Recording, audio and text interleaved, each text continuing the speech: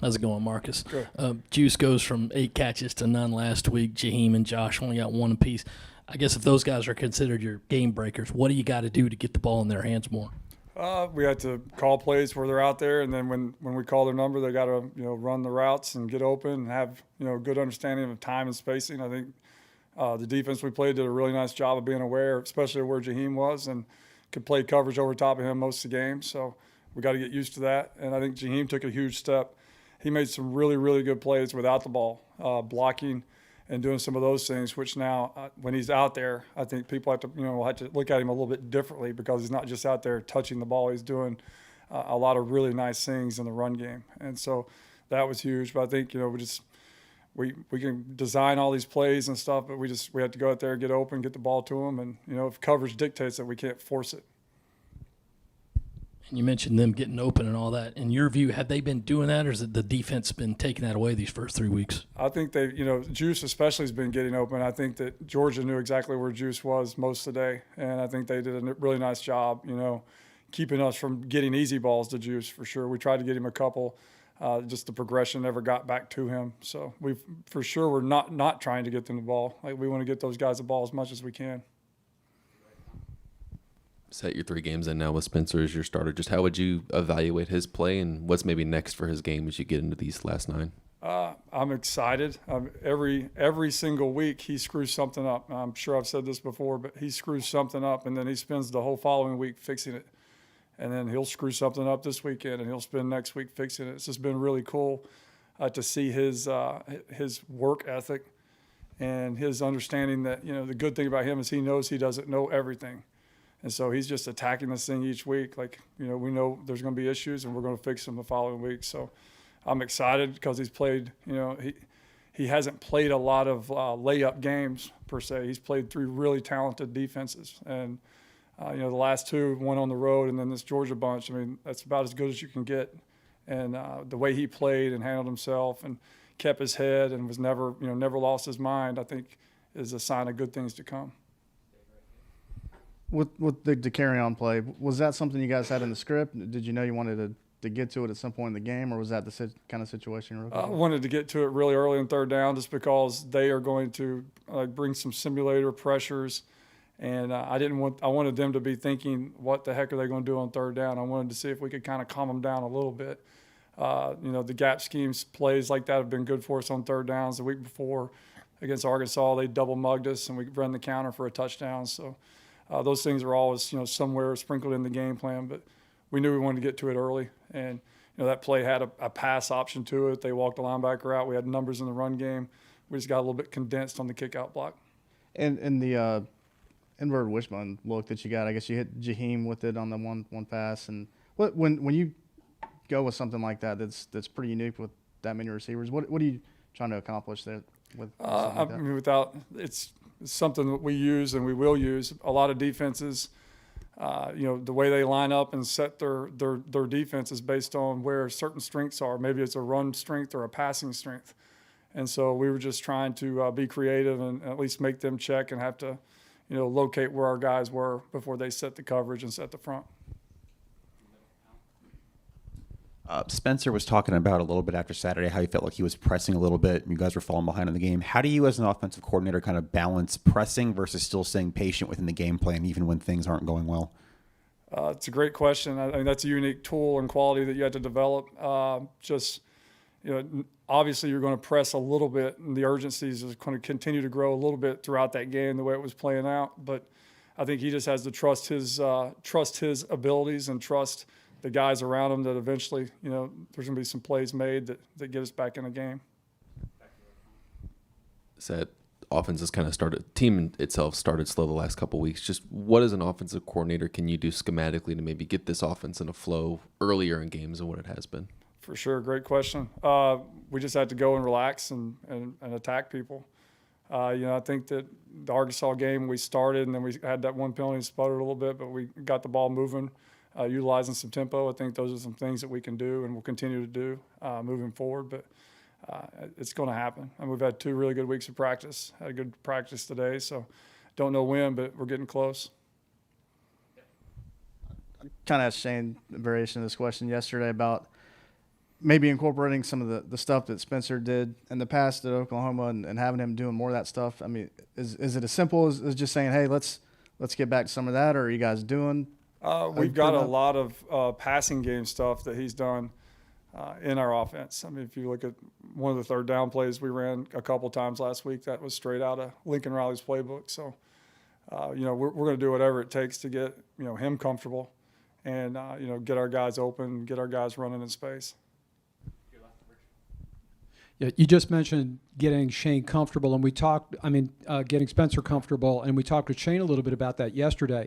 Just in general, not even with Spencer, when a quarterback's talking about what he's comfortable with, does that mean the types of throws, or I prefer a 3-step drop or a formation? What is that comfortable? I think it's the drops, the throws, the types of patterns and routes that we're asking him to throw. I think he's got it, certain ways, pure progression throws versus a 1 high or 2 high look. There's some throws that you go out and if it's cover 2 or 2 safeties, you're working to the right.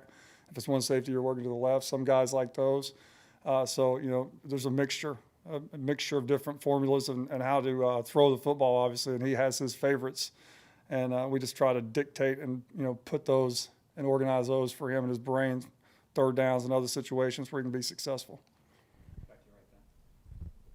Marcus, I think you guys are hitting on big plays at a much higher rate than you were last year. Is there anything you're seeing with this group beyond just got guys that are going out and making plays, or is there something you're seeing that's different maybe with this group that's being able to hit some of those home runs?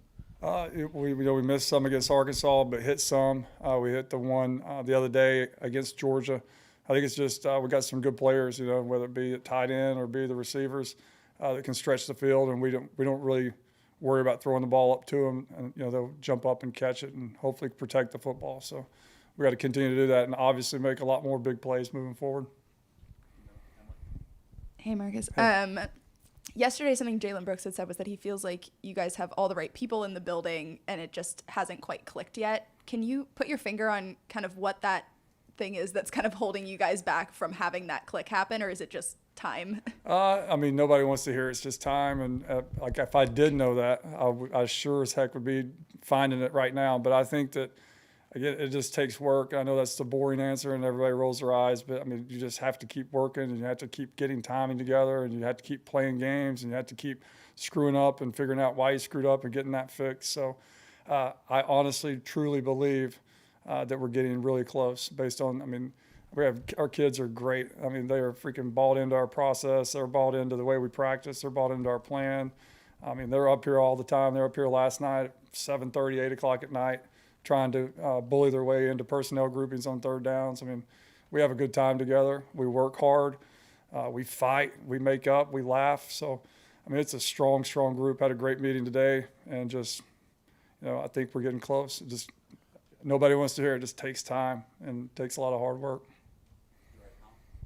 Seth, the offense has struggled on third down a bunch this year, and it seems like the offense has struggled on first and second to maybe stay on schedule. What, as an offensive coordinator, can you do to make sure the offense is staying on schedule and avoiding some of those second and third and longs? Yeah, you hit it on the head. First and second down has absolutely killed us this year. And, the unique thing against Arkansas, we were really good on second and long, and we avoided some third downs. And then, the other 2 games, it's been first and second. If we struggle on first and second down, we're struggling to get first downs, and usually those are leading into third and 7+, third and 10. Which when you're playing a couple of the teams we played recently, and you're in third and 7+, you're not going to have a lot of success. Obviously, Georgia had a bunch of different players than the guys you saw last year down there. How different are they as a group in terms of what you guys had to face and with some of the stuff they do? Are they any different schematically or anything? Schematically, they're the same. That was like an NFC South team last year. That was unbelievable. The collection of skill, but then the maturity and the amount of play that those guys had. I think this year they're the exact same.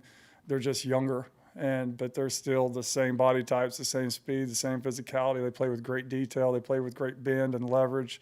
Their hat and hands and getting off blocks are unbelievable. Just very, very, very well coached on top of being really, really, really good players.